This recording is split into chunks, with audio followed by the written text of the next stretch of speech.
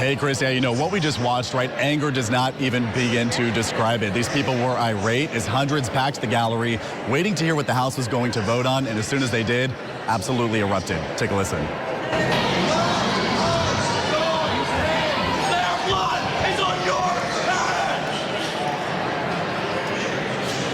These protesters, they're screaming at the top of their lungs things like murderers, vote them out, and blood on your hands. From those I've been talking with out here, what I'm gathering is they just don't feel heard. They want to change following the Covenant school shooting, and this, the arming teachers bill, that is what they got. They feel the answer here is common sense gun laws, not adding more guns in the classroom. Now, we watched earlier as troopers cleared that gallery following the vote, which seemed to only add fuel to this fire out here. The group also chanted 6 lives lost, not one more, all laying down inside of the Capitol just moments ago to remember the lives lost at the Covenant School. I do want to point out, too, Representative Justin Jones, he came out here a little bit ago, addressed this group, and commended them for showing up. And he said he was disappointed as well, but promised to continue fighting for common sense gun laws here at the Capitol. Now, another protest is set to happen right outside here in about 30 minutes. We'll be live with the latest coming up at 5. For now, live at the State Capitol, I'm Hunter Hoagland. Carrie, back to you.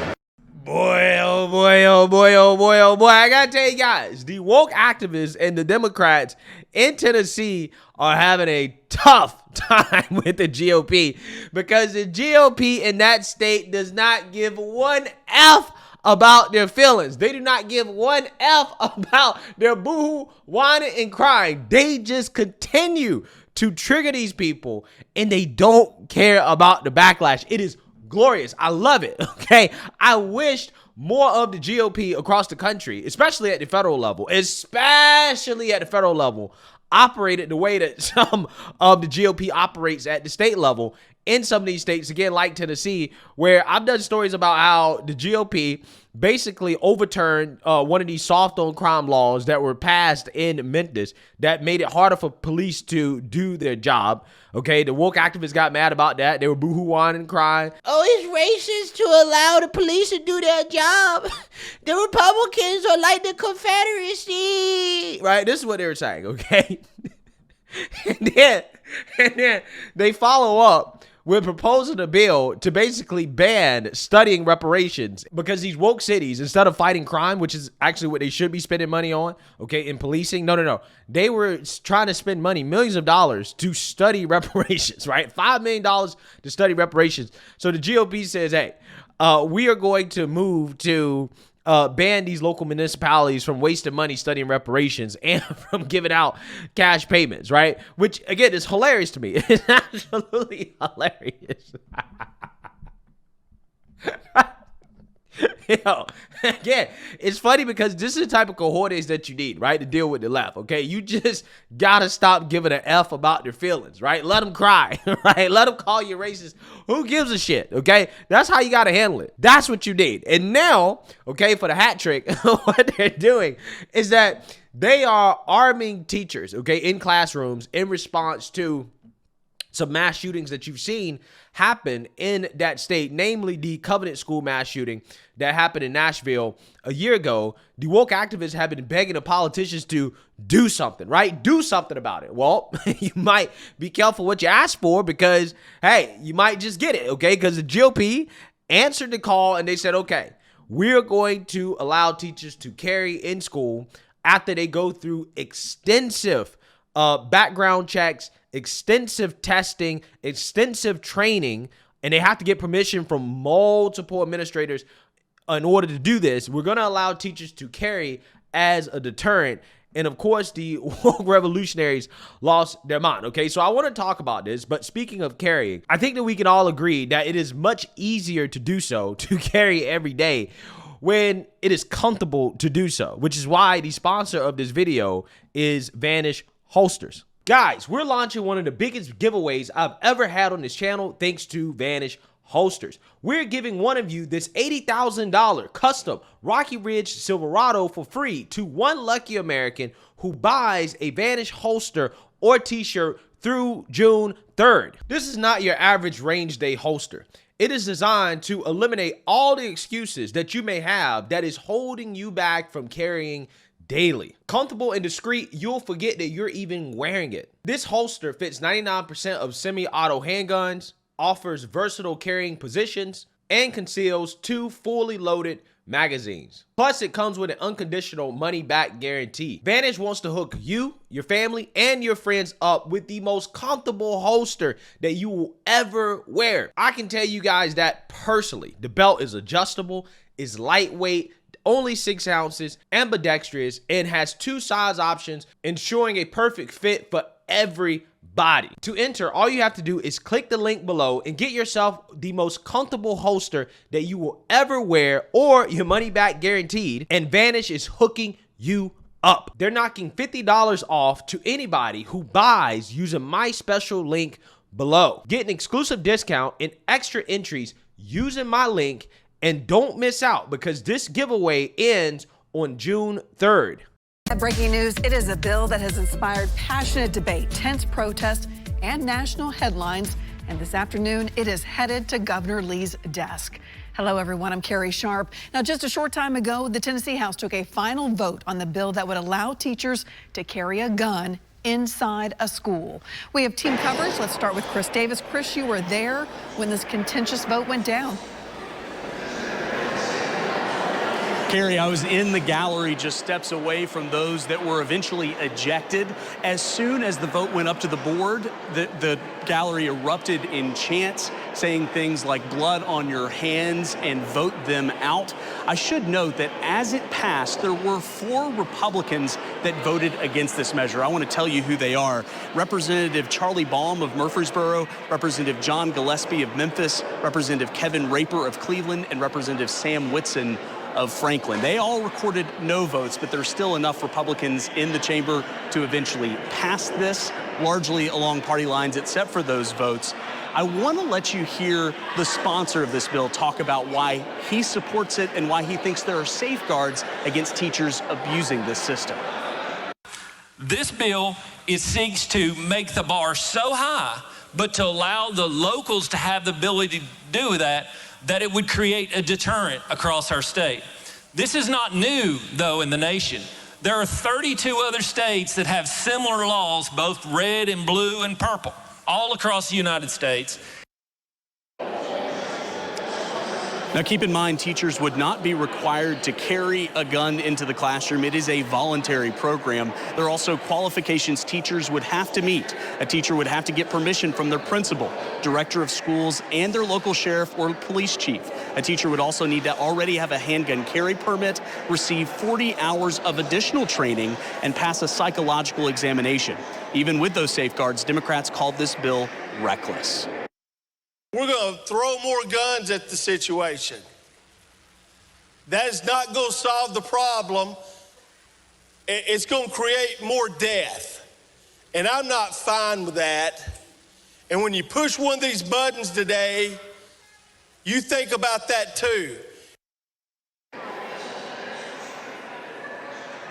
2 other big developments on this story. Number 1, we have already heard from Metro Nashville Public Schools. They say they will not be participating in this voluntary program, that they believe that the police are the best ones served to be armed in Tennessee classrooms and schools, which is, of course, allowed in this program. It is opt-in at the district level and at the individual teacher level.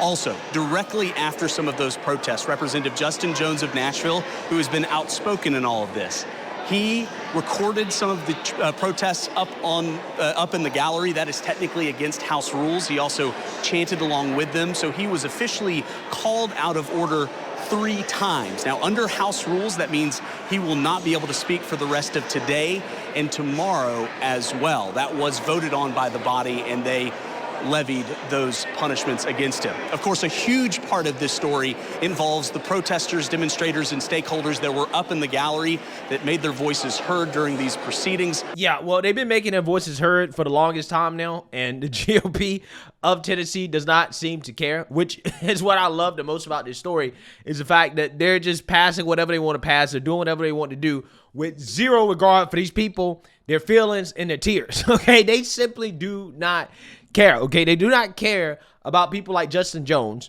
who continues to make an ass clown out of himself every single time he gets upset when he doesn't get his way, right? Because what he does is that he falls out of line, okay? He starts breaking a bunch of house rules, and then he ends up getting punished, right? And the Tennessee Republicans just keep punishing him because, hey, they don't care, right? They're like, look, if you break the rules, we're going to punish you. And that's it. And me personally, I think that this guy should worry more about getting on the primary ballot because he barely could get enough signatures to actually get on the ballot, and those signatures are in question. He should probably worry more about that.